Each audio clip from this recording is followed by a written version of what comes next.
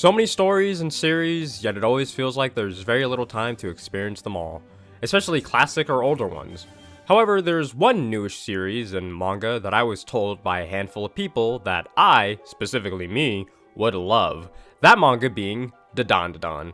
Well, with the chance of having something different and new to talk about with my friends, and because I didn't want to answer a simple question, I made this entire video instead. So, after roughly over 100 chapters, these are my thoughts on Dandadan.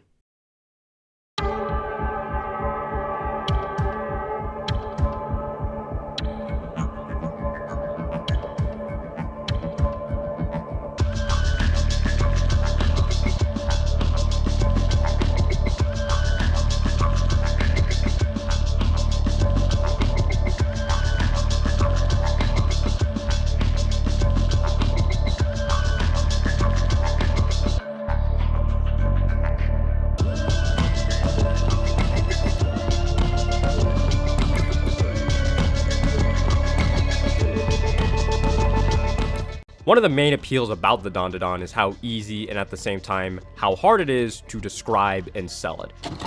Okay, so this is probably the first time this has happened while being on YouTube. I already had the script and audio done, but was not happy with the outcome and ultimate result of that audio being in the video. This is a whole new script, mainly because I admittedly wrote the last one when I wasn't fully caught up and felt like my answer was still pending. Well, my truthful and final verdict on the Dandadan is, I still hate it! That's the best part. My answer never really changed from the original script. This one is just gonna be a little less angry, sort of. Again, the Dandadan was highly recommended by a good number of my friends, and always said verbatim, you will love it. And always saying that it just kinda does everything. Yeah, sure, it's primarily about teenagers fighting aliens and ghosts in wacky environments, but afterwards, you'll get a chapter or two about the haunted and sci-fi world, or the relationship between the characters, and I am talking about that romantic kind. I read the first chapter and felt perturbed, because I was completely on board with Ken, or Okarun as he's nicknamed, and Momo just kind of fucking around, and going to spooky places. Then there's Grandma, who despite being a ghost surely didn't let her kinks die, and then these aliens who, I mean, there's really no other way to put this. They wanted to do some very, very bad things that I'm not allowed to say on YouTube. I am not gonna try and fight them on this, but if you've read the first chapter, you know. So, yeah. And then they beat them by doing some crazy mystical wazoo shit. Didn't know what to think after that, but whatever. Let's see where this all goes. And the first two major arcs were pretty fine. Good, really. Establishes what their powers are, the backwards and insane world they live in, and no matter what I say about the main character himself, I can't even bust his balls, because he doesn't even have any, and that's a driving force for the plot. What in God's name are you doing? Back off, you crazy bitch! Please give me huggy wuggies. Ooh, woo. What the fuck are you saying? However, nothing was really clicking with me. Then I got to chapter 20, and the following arc is what broke me, because I'm going to be brutally honest. These have to be the most headache-inducing chapters and one of the worst manga reading experiences I've had in some time. I hated these chapters. They're awful. And it all boils down to what I think the Dandadan's main issue is, to me at least. It tries too hard and adds way too much at once. What do I mean by that? Look, I can obviously tell that the author, Yukinobu Tatsu, wants to draw a lot of cool and interesting things. However, it's so muddled and carried out poorly when the story and events are trying to do almost everything at once. It almost feels like a yeah, like that. It feels like a okay, yeah, I couldn't even finish my sentence there. It's like a flash. God damn it! Yeah. What you just felt there with me, that's what it was like. Constant flashbangs going off non-stop, with no real breathing room to recover. It's just one insane thing after another. So, our characters are sent to a pocket dimension, right? While still being school, but the school is actually flooded, and the water is getting worse. However, there's the Loch Ness Monster in one hallway, while there's this weird shrimp-ass alien nigga who can punch really hard, and he's saying some wacky shit in the other hallway. But then, it was all a ploy by these stupid as fuck Seraphins, who I seriously cannot stand. Get it? banana organ because it looks like a penis but actually isn't. Whoa, how wacky is that? I guess I'm just gonna have to keep ignoring that they really want to have their way with a 17-year-old girl, which always makes me uncomfortable, which says a lot coming from a yen press loser like myself. But wait, there's more. Now the other bimbo can now do flips and tricks with her hair because it came from another ghost that they fought earlier. However, the seraphim alien now fused with the monster. Jesus fucking Christ, dude. Like, can I get a break or something? My goodness. Every idea is being thrown at you and you have no time to react or get used to it. And that's not even counting all the other dumb shit that's happened before. Every other thing tries to be edgy and random because having those back-to-back with no real substance makes it cool somehow. You know, chapter 26, I thought was pretty fine. It was just talking about the aliens and ghosts. That's it. Cool world building. But then the focus gets ruined when a fuck ton of things happen in the next chapter, where almost everything is done for the sake of boring and poor humor, or something that is trying its damnedest to be different and unique, when it comes off as just nauseating and genuinely infuriating to me. And if I'm being real, I was so freaking close to just outright dropping the series from how agitated I was from reading all of that. Gigi's introduction also doesn't help with this. I get it, man. He makes funny faces. I stopped laughing after the 3rd time. What makes you think I'm gonna laugh at the 25th time? Yes, I counted. But I didn't want to quit just yet. I was more or less committed to reading the whole thing for reasons I'll talk about later. The next arc with the Cursed House and Evil Eye, both were actually pretty good. Huh. You know, it's crazy how decent, dare I say great, when the series isn't trying to do 30 things at once each chapter. It was all done one step at a time. The house is haunted. They investigate. The Keto family shows up. They deal with them. Then the giant worm, then Evil Eye, and so on. And the aftermath of the whole arc has real consequences that makes sense.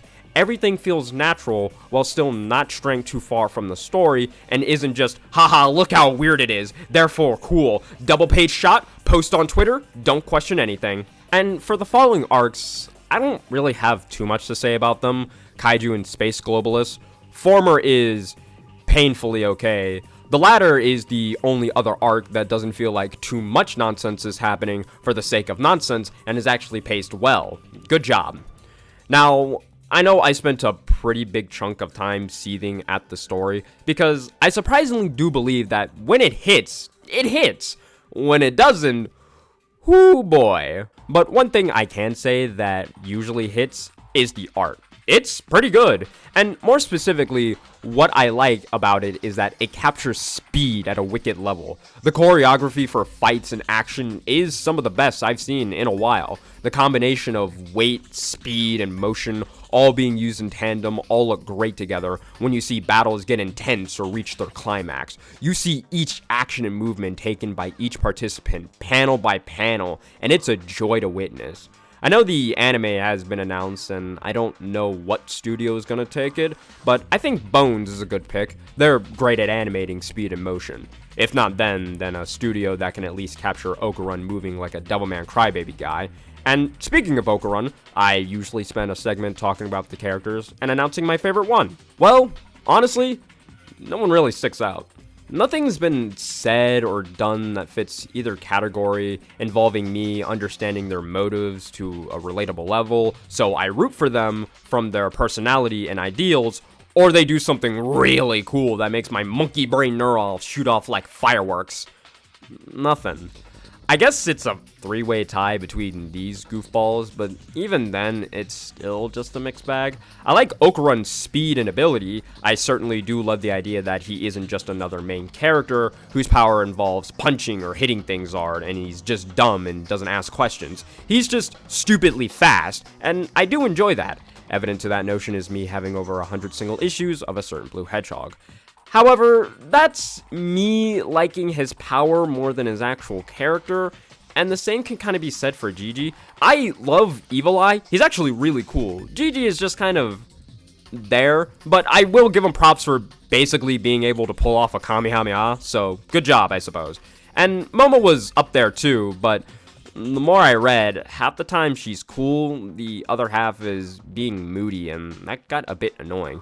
Everyone else is And that mostly stems from when they're not kicking supernatural ass, they're just kind of hanging around, and the story is adding another line to the love hexagon.